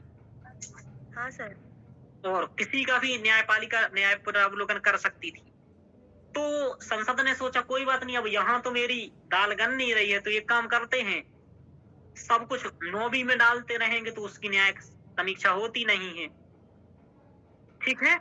तो किया गया, कोई भी संबंध नहीं है। और लेकिन तो ऐसे कई सारे कानूनों को जोड़ा गया जिसका भूमि सुधार से कोई लेना देना नहीं था, और उन्हें भी 9वीं अनुसूची में जोड़ते देखा गया। अब न्यायपालिका ऐसे पागल तो है नहीं कि देखती रहेगी। अब न्यायपालिका ने क्या कहा, जैसे उदाहरण स्वरूप कोफे पोसा एक अधिनियम है जिसका नाम है विदेशी मुद्रा और संरक्षण गतिविधियों की रोकथाम अधिनियम, यानी कि विदेशी मुद्रा का जो इधर उधर करते हैं लोग, है ना, उसको रोकथाम करना। विजय माल्या वगैरह ये दुनिया भर के करते। हाँ हाँ, वही है। तो उसी के मामले में ये है कि इसमें क्या है कि विदेशी मुद्रा का ये सब रहता है, तो इसको भी शामिल कर लिया गया। और भी मैं बताता हूँ, तमिलनाडु राज्य को 69% आरक्षण का प्रावधान भी उसमें शामिल कर दिया गया। तो ऐसे जब कानून शामिल करने लगे 9वीं अनुसूची में, तब न्यायालय ने सोचा कि यार इसका ये तो दुरुपयोग कर रहे हैं 9वीं अनुसूची का। और चूंकि भूमि सुधार के उद्देश्य से ये अनुसूची बनाई गई थी, तो वो तो पूर्ण हो ही चुके थे। इसलिए 9वीं अनुसूची इस दुरुपयोग को प्रतिबंधित करने हेतु न्यायालय ने IR कोहिलोवाद में उच्चतम न्यायालय ने एक महत्वपूर्ण निर्णय देते हुए कहा कि 9वीं अनुसूची भी न्यायिक पुनरावलोकन के दायरे में है। समझ में आया? जी सर। तो अभी क्या 9वीं अनुसूची का पुनरावलोकन किया जा सकता है? जी सर। हाँ, किया जा सकता है। एक किस केस के बाद से किया जा सकता है? IR कोहिलो। ये बात बहुत पुराना नहीं है। कब का है नमन? शायद 2007 का है। एक क्वेश्चन पूछा गया था PY को, देखो उसमें डेट भी लिखी थी। तो और ये क्या कहा गया कि 24 अप्रैल 1973 के बाद 9वीं अनुसूची में शामिल विषयों तथा जिन प्रावधानों से मूल ढांचे का उल्लंघन हो उसे निरस्त किया जाएगा। ठीक है, कि ये कहा गया कि 24 अप्रैल के बाद जो भी 9वीं अनुसूची में शामिल किया गया उन सब का पहले तो सब कुछ का क्या किया जाएगा, न्यायिक पुनरावलोकन किया जाएगा और मूल ढांचे का उल्लंघन जो करता है उसको निरस्त कर दिया जाएगा। ऐसा यानी कि अब देखो आप क्या देख रहे हो, तो ये आप लोगों ने देख लिया कि 9वीं अनुसूची में बदलाव किया जा सकता है, ये समझ में आ गया।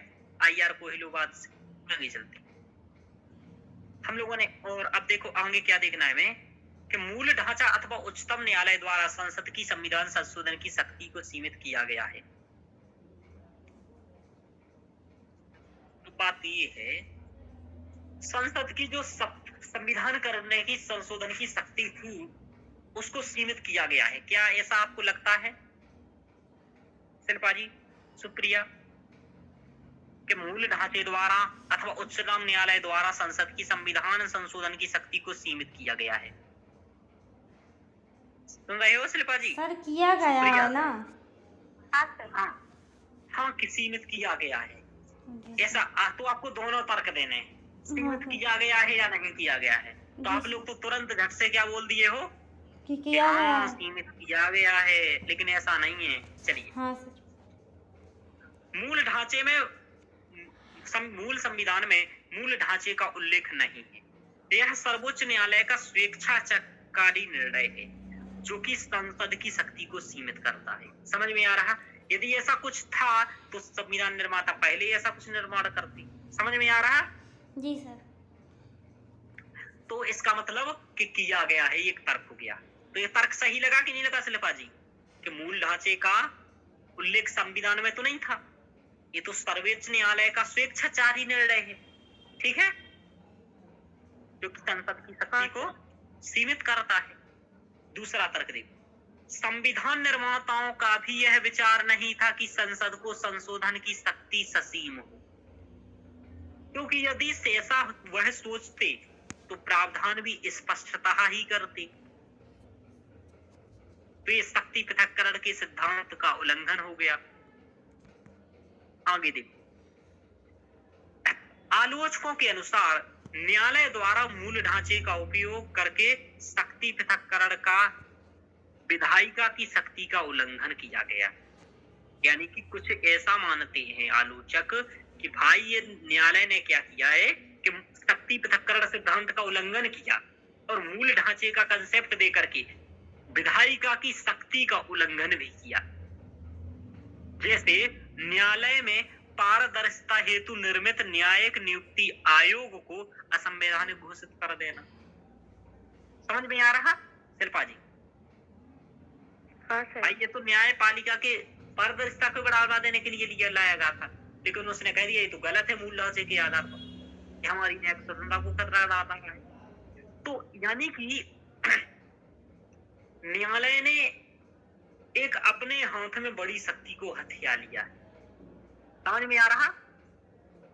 जी सर। हाँ सर। ऐसी शक्ति यहाँ तक कि विश्व के सबसे प्राचीन लोकतांत्रिक देश अमेरिका में भी नहीं। समझ में आ रहा? अमेरिका के संविधान को पढ़ा था, समझा था न्यायपालिका का? हाँ सर। उसमें देखना, उसमें भी नहीं है न्यायिक संविधान। यानी कि एकमात्र इकलौता ऐसा देश है जहां ये मूल ढांचे कॉन्सेप्ट है, ऐसा कहीं नहीं है पूरे विश्व में। तो यानी कि ये न्यायालय द्वारा विधायिका की शक्ति को हथिया लिया गया। समझ में आया? आगे, न्यायालय द्वारा मूल ढांचे के प्रावधान का स्पष्टीकरण न होना विभिन्न प्रकार की समस्याओं को उत्पन्न करता। जैसे इन्होंने लिस्ट नहीं दी है, ये बहुत दिक्कत लाता है। कैसे दिक्कत करता है अब मैं आपको बताता हूं।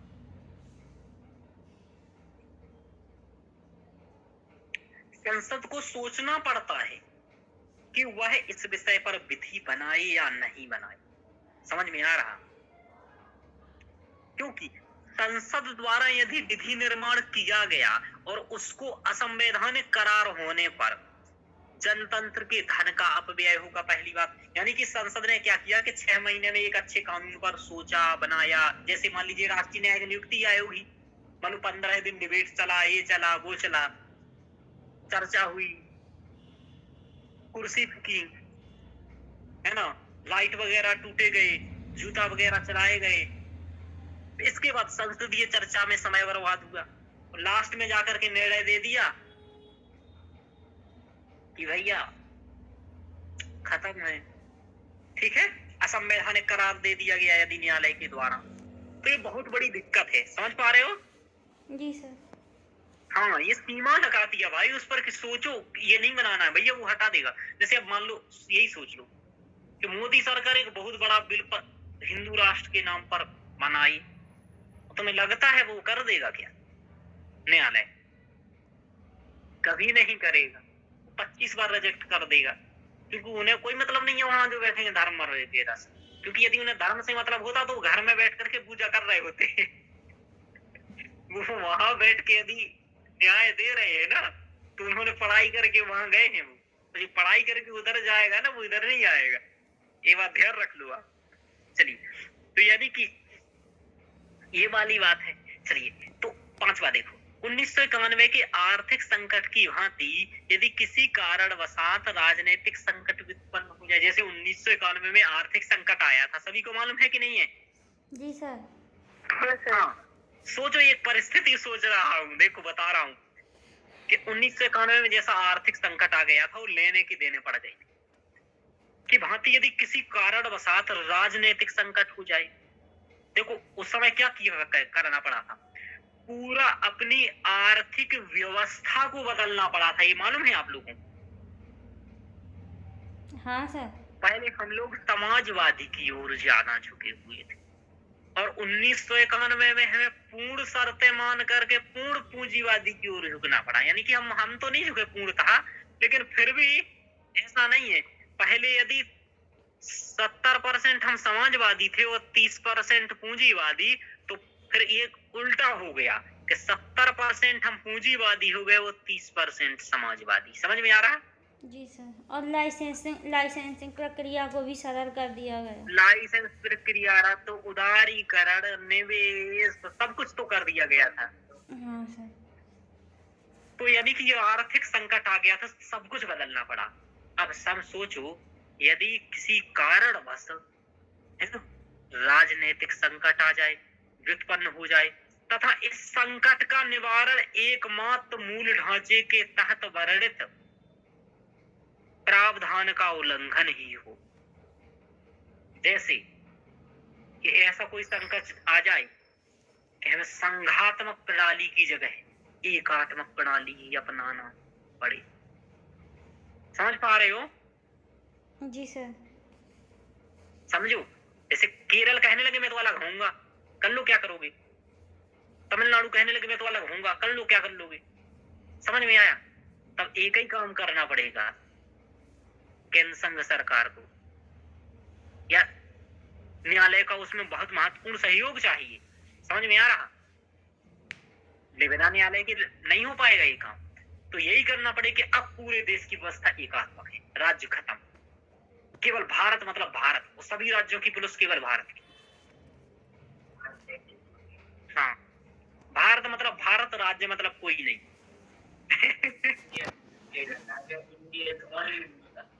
मतलब मैं मोदी जी की तरह स्थिति बता रहा हूँ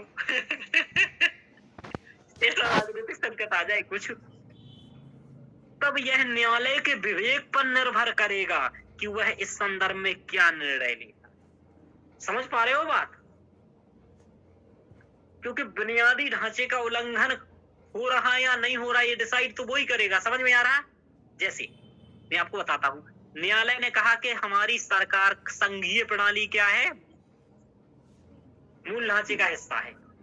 अब राजनीतिक संकट ये है कि संघीय नहीं, हमें एकात्मक करना पड़ेगी, क्योंकि राज्य हमने जिस लिए बनाए थे वही हमें दिक्कत करने लगे। तो एकात्मक करनी है भैया, ये तो पहले से है कि ये तो मूल ढांचे का उल्लंघन है, नहीं कर पाएगी सरकार, नहीं कर पाएगी तो भाई देश बर्बाद हो जाएगा। हो जाएगा कि नहीं हो जाएगा बताइए? जी सर। हाँ हाँ सर। तो ऐसी स्थिति में हमें एकात्मक कर देना चाहिए, कोई दिक्कत नहीं है। समझ में आ रहा ऐसा? हालांकि आपातकाल के प्रावधान किए गए हैं, ऐसी बात नहीं है। तो आपातकाल में पूरा एकात्मक हो जाता है और इसी संकट को ध्यान में रखते हुए किया गया है। वो लोग पागल नहीं है, ठीक है? समझ में आ रहा है? हाँ, तो वो लोग ऐसा पागल नहीं है। वो ये बात 1973-74 मतलब चीन के युद्ध के बाद हमें समझ में आ गई थी ये बात, इसलिए हम लोगों ने सशस्त्र विद्रोह वो सब कर दिया था। और उन लोगों ने भी ऐसा पहले समझ लिया था कि आपातकालीन प्रावधान जरूरी है। तो इसमें यह प्रतीत होता है कि संविधान की सर्वोच्चता ना होकर के सर्वोच्च न्यायालय ही संप्रभु हुए। समझ में आ रहा? यही समझ में आ रहा ना यहाँ तो, जी सर। कि भाई न्यायालय को डिसाइड करना है कि एकात्मक करने दोगे या नहीं करने दोगे। चलिए, चूंकि एक बात ध्यान रखो, ना सशस्त्र विद्रोह हो, ठीक है, ना मल्ल युद्ध हो और ना हो बाह्य आक्रमण हो, इसके अलावा चौथा कोई कारण हो। समझ में आ रहा? तो फिर तो तुम नहीं लगा पाओगे ना राष्ट्रीय आपातकाल। समझ में आ रहा बात? जी चलिए, सर। तो ऐसे समय में केवल न्यायपालिका के निर्णय पर निर्भर करेगा कि क्या होना है। समझ में आ रहा? लेकिन हमारी न्यायपालिका अच्छी है, वो सहयोग करेगी ऐसे में, लेकिन फिर भी करेगी नहीं करेगी ये तो उस व्यक्ति के विवेक पर निर्भर करता है। समझ में आ रहा? चलिए, तो ये दिक्कत है। तो लोकतंत्र के विरुद्ध है, क्योंकि जनता की प्रतिनिधित्वकारी संस्था कौन सी है बोलो? संसद है। शिल्पा जी, आपने मोदी जी को चुना है या हाँ चंद्रचूड़ को? सर, मोदी जी को। हाँ, आपने मोदी जी को चुना है, तो आपके बारे में निर्णय मोदी जी ने या चंद्रचूड़ जी? मोदी जी ले, मोदी जी लेंगे भाई। जनता के चयन किया है उनको, यानी कि हमारी संसद के में जो भी हमारी सदस्य, हमने अपने सांसद को चुना, विधायक को चुना इत्यादि। जबकि संशोधन उचित है या अनुचित, इसका निर्णय न्यायालय करता है, जबकि यह संसद की शक्ति होनी चाहिए। समझ में आ रहा? जनता के हित में क्या उचित है क्या अनुचित, ये जनता डिसाइड करे कि न्यायालय। हम भारत के लोग का है तो यहाँ कहाँ है? यहाँ तो ये हो रहा है, हम न्यायालय के लोग।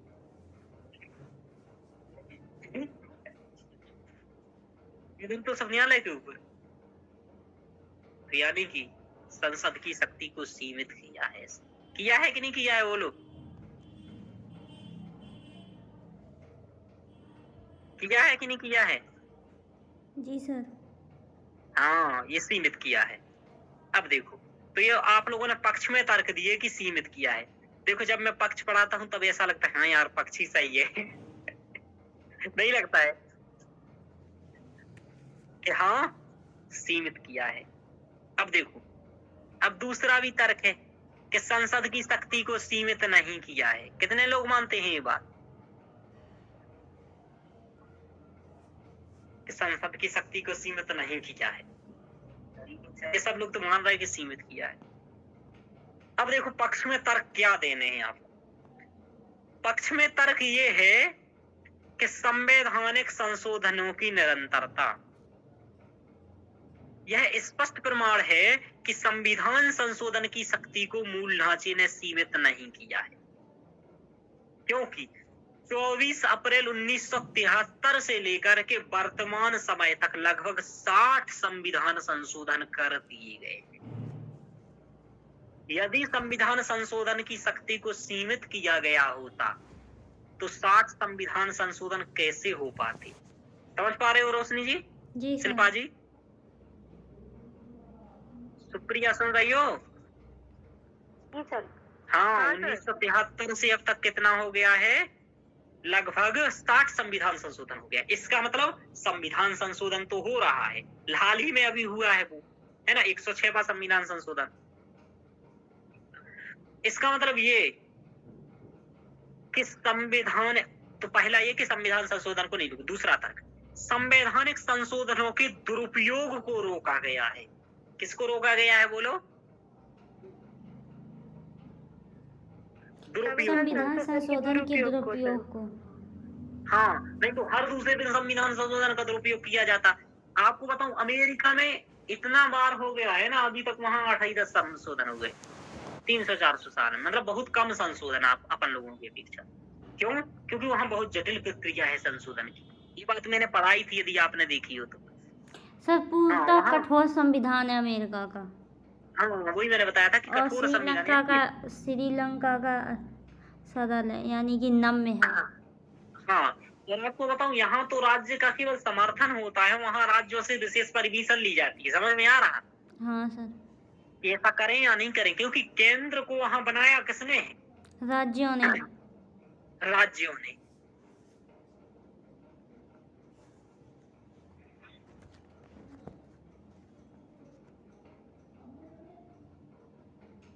आवाज नहीं आ रही सर?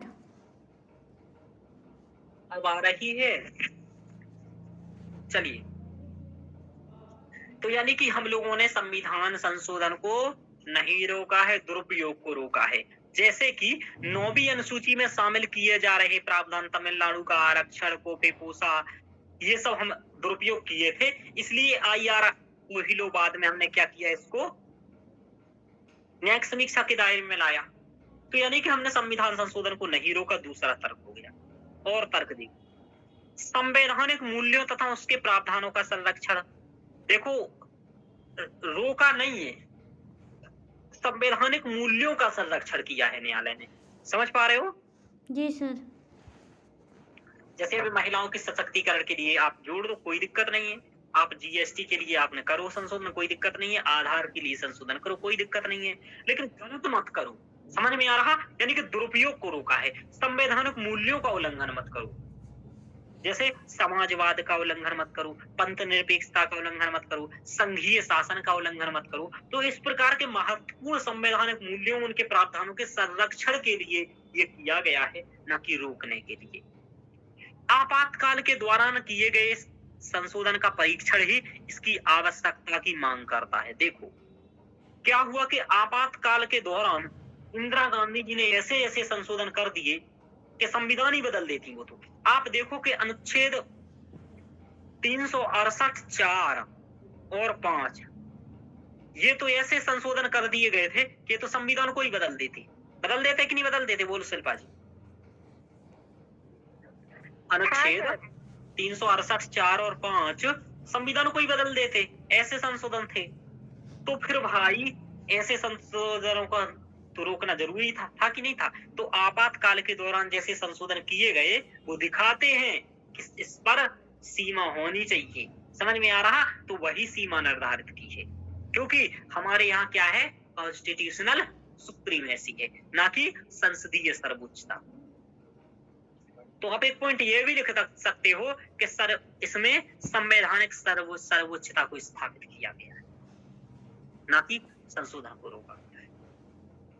39वें तथा 41वें संविधान संशोधन द्वारा चुनावी कदाचार के बावजूद, यानी कि चुनाव में भ्रष्टाचार में पाए जाने के बावजूद भी, यानी कि न्यायिक पुनरावलोकन पर प्रतिबंध लगाना ही ससीम संविधान की मांग तथा मूल ढांचे की औचित्यता को स्पष्ट करता है। इन्होंने क्या किया था 39वें 41वें संविधान संशोधन में कि राष्ट्रपति का चुनाव है, प्रधानमंत्री का चुनाव है, यानी कि लोकसभा का चुनाव। तो इसमें यदि कोई भ्रष्टाचार पाया जाए तो कोई दिक्कत नहीं, उसकी न्यायिक समीक्षा नहीं होगी। तो फिर भाई ये तो स्वतंत्र निष्पक्ष चुनाव नहीं होगा, तो लोगों द्वारा चुने ही नहीं जाएंगे ढंग से, तो फिर बहुत दिक्कत हो जाएगी। इसलिए ये जो 39वां और 41वें संविधान संशोधन जो किए गए, ऐसे संशोधन करना स्पष्ट करता है कि संविधान संशोधन की एक ससीम होना चाहिए, सीमा होना चाहिए। तो उसी सीमा को निर्धारित मूल ढांचे के माध्यम से किया गया है, न कि रोका गया है। समझ पा रहे हो शिल्पा जी?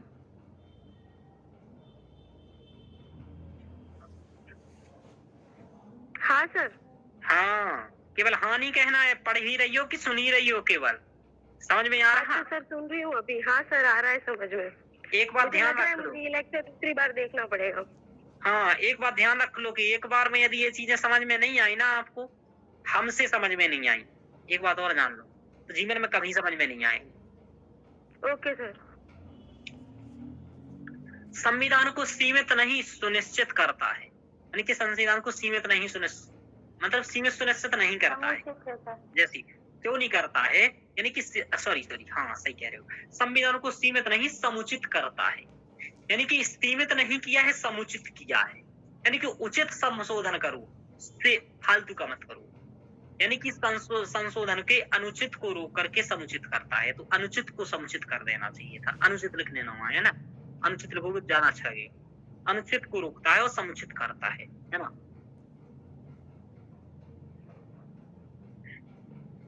जैसे कि अनुच्छेद 106वां संविधान संशोधन किया गया, महिला आरक्षण अधिनियम, तो भाई ये है ना, नारी शक्ति बंधन अधिनियम, तो ये भाई अच्छा संविधान संशोधन किया गया, तो इसमें कोई दिक्कत ही नहीं है। तो ऐसे यानी कि समुचित संविधान करो, कोई दिक्कत नहीं है। आगे इसका मतलब ये आपको ये मालूम चल गया, आपसे यदि क्वेश्चन बने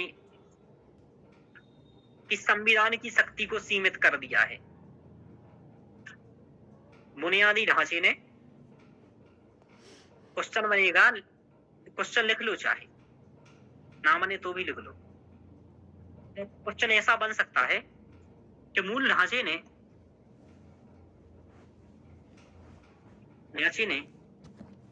संविधान संशोधन की शक्ति को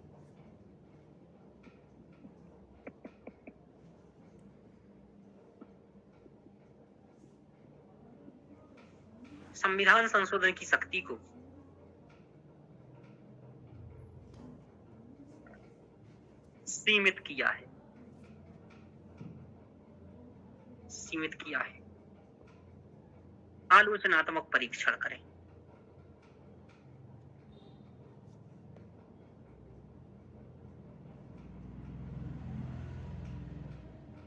टू 250 का ऐसा क्वेश्चन लिखना है आपको। एक इसमें ये दोनों पक्ष आएंगे कि मूल ढांचा क्या है वो बताना है सबसे पहले आपको, बहुत शॉर्ट में 30-40 शब्द में। तो मैं बता दे रहा हूँ ऐसा कैसा लिखना है, 30-40 शब्द 50 शब्द तक बस बताइएगा मूल ढांचा क्या है।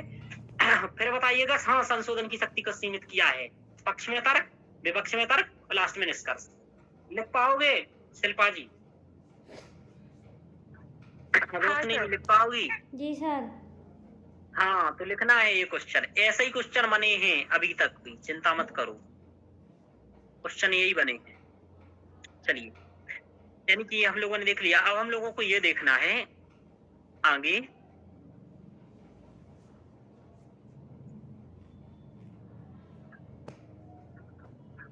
ये तो उत्तर लिख दिए मैंने, एक मिनट, क्या हुआ है? मूल ढांचे का महत्व। हाँ अब बात यह है कि मूल ढांचे का महत्व क्या है, समझ में आ रहा? मूल ढांचे का महत्व क्या है, क्यों, मतलब मूल ढांचे का जो ये सिद्धांत दिया गया इसका क्या महत्व है। तो देखो संविधान संशोधन के दुरुपयोग को रोकता है, समझ में आया? मूल ढांचा क्या करता है? संशोधन के दुरुपयोग को रोकता है। जो हम लोगों ने देखा जैसे कि 9वीं अनुसूची का दुरुपयोग किया जा रहा था, कोफे कोसा या तमिलनाडु में 69% आरक्षण, उसको रोका। ठीक है रोशनी जी, आगे चले बोलते जाना। जी सर। समुचित संशोधन को बढ़ावा देता है, यानी कि अच्छे संशोधन करो, कोई दिक्कत नहीं है। जैसे कि बोलो क्या क्या किया गया?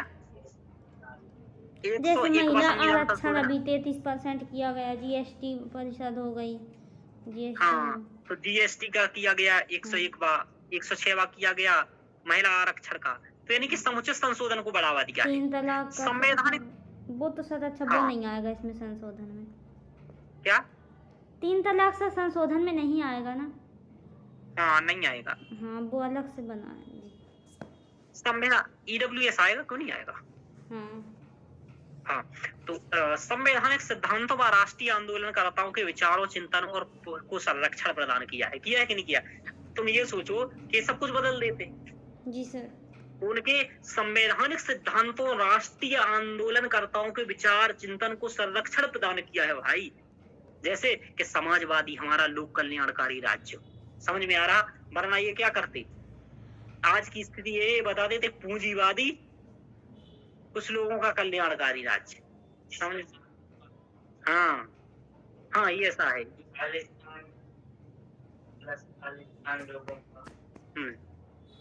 ठीक है, तो जिसका साथ उसका विकास। चलिए पंथ निरपेक्ष राष्ट्र, समझ में आ रहा? जी सर। तो पंथ निरपेक्ष राष्ट्र, ध्यान रखिए, स्वतंत्रता, समता, ये देखो, यानी कि पंथ निरपेक्ष राष्ट्र को हम सुरक्षित रख पाए, वरना आज क्या बन गया होता? हिंदू राष्ट्र, धर्म, हाँ सर, हिंदू भगवा, राष्ट्र। और झंडा खत्म होकर के भगवा अभी तक बन गया होता। तिरंगा खत्म। हाँ, मतलब तिरंगा हटा करके। स्वतंत्रता, समता, ये सब महत्वपूर्ण प्रावधान, ये संरक्षण कर पाए हम लोग, ध्यान रखो। यहाँ तक कि देखो, स्वतंत्र एवं निष्पक्ष चुनाव को बढ़ावा देना और चुनावी कदाचार को रोकना, ये इसका महत्व, यानी कि स्वतंत्र और निष्पक्ष चुनाव को बढ़ावा दिया, चुनावी कदाचार को रोका। उदाहरण है 39वां संविधान संशोधन और 41वां संविधान संशोधन। अच्छा, किया क्या गया था 39वें 41 में, ये भी थोड़ा सा जान लो। यहाँ मैंने लिख दिया है कि देखो 39वें संविधान संशोधन में क्या किया गया था। कहा गया था कि चुनावी कदाचार के बावजूद राष्ट्रपति, उपराष्ट्रपति, अध्यक्ष, प्रधानमंत्री को किसी भी आधार पर चुनौती नहीं दी जा सकती है। देखो कितना बड़ा वो है, मतलब कुछ भी करो, ये तो लोकतंत्र को ही खत्म करने वाला सिस्टम हो गया। राष्ट्रपति, उपराष्ट्रपति, प्रधानमंत्री, राज्यपाल के विरुद्ध न केवल कार्यकाल के दौरान अपितु कार्यकाल के बाद भी कोई भी केस दायर नहीं किया जाएगा। तो ये तो बहुत खतरनाक है, ना दीवानी ना फौजदारी, मतलब बाद में राष्ट्रपति आतंकवादी बन जाए। नहीं, प्रधानमंत्री बन जाओ यकदार, फिर तुम कुछ भी करो, कुछ भी करो, और क्या करो। हाँ, ये तो बहुत फिर तो उठा लो, मतलब प्रधानमंत्री बनते ही तो उठा लो ना, तो खत्म है, हो जाएगा इधर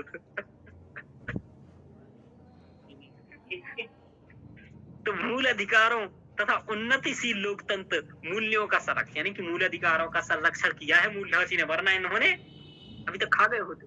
उन्नतिशील लोकतांत्रिक मूल्यों का संरक्षण किया, जैसे कि निजता के अधिकार का, उल्टा स्वामीवाद, समता, न्याय, एकता, बंधुता, अखंडता आदि जो भी सब कुछ है, उन सबका संरक्षण किया है।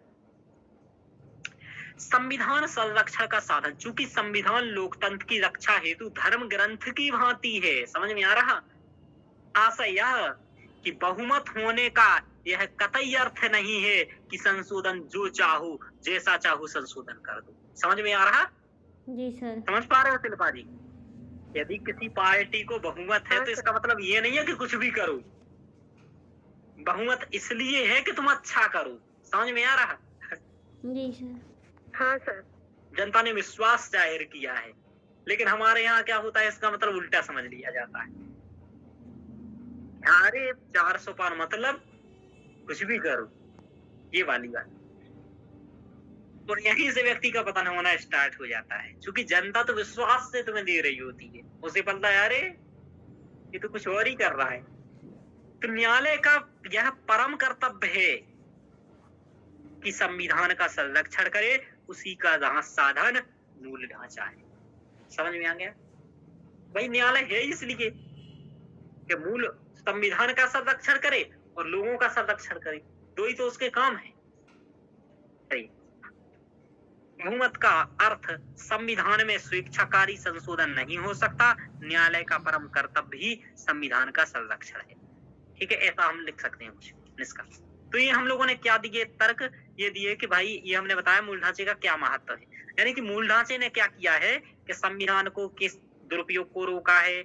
अच्छे समुचित संविधान संशोधन करो, कोई दिक्कत नहीं है। संवैधानिक मूल्यों को संरक्षण प्रदान किया है, स्वतंत्र व निष्पक्ष चुनाव को बढ़ावा दिया है, मूल अधिकारों का संरक्षण किया है और लोकतांत्रिक मूल्यों का संरक्षण किया है। ठीक है, जी सर। संविधान का संरक्षण कर किया है। तो ये सब पॉइंट है कि इस मूल ढांचे का क्या महत्व है। कहेंगे आपसे क्वेश्चन बनेगा तो भारत जैसे लोकतांत्रिक देश में मूल ढांचे के महत्व की बड़ी चर्चा कीजिए। समझ में आ रहा? जी सर। ऐसा भी कुछ कह सकता है कि विश्व के किसी भी लोकतांत्रिक देश में मूल ढांचा नहीं है। इसके भारत के संदर्भ में, भारतीय शासन प्रणाली के संदर्भ में या मौलिक अधिकारों के संदर्भ में इसके महत्व की औचित्यता स्पष्ट कीजिए। ऐसा ही पूछता है यूपीएससी। जी सर। उस समय उसको भाषा भी खतरनाक आ जाती है ना? क्वेश्चन देखे ही होंगे। चलिए तो ये है। बाकी अब क्या है कि ये इतना ही संविधान संशोधन से संबंधित था, और भी कुछ पॉइंट थे पीछे, शायद बहुमत वाले थे, तो वो तो आज नहीं पढ़ेंगे अपन, क्योंकि वो बहुत बड़ा चीज है।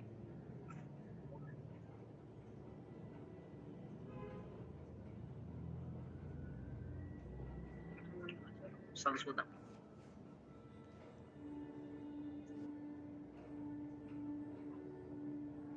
अभी बहुत सारा पढ़ना है हम लोगों को, ऐसी बात नहीं है।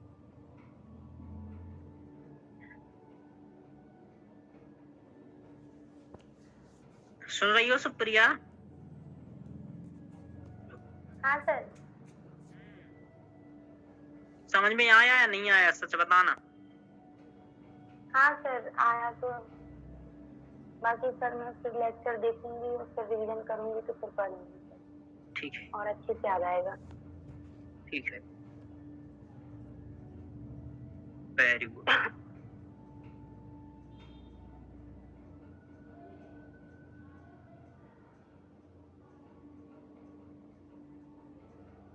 तो इतना ही रखना है कि और आगे पढ़ना है, बताइए। सर शिल्पा जी तो है नहीं क्लास में? कोई बात नहीं, तो ये काम करते हैं, आज हम इतना ही रखते हैं, कल भी इसके आगे बढ़ाएंगे, क्योंकि अभी कल ही ये कंप्लीट हो पाएगा आपका ये वाला टॉपिक, संविधान संशोधन वाला। बहुत कुछ रहा है, तो हम लोग इसके आगे का लेक्चर कल करेंगे। आज के लिए इतना ही। तो आज आप सभी के लिए शुभ रात्रि, ठीक है? जी सर। शुभ रात्रि। कुछ पूछना वगैरह तो नहीं है? नहीं सर। चलिए ठीक है, शुभ रात्रि।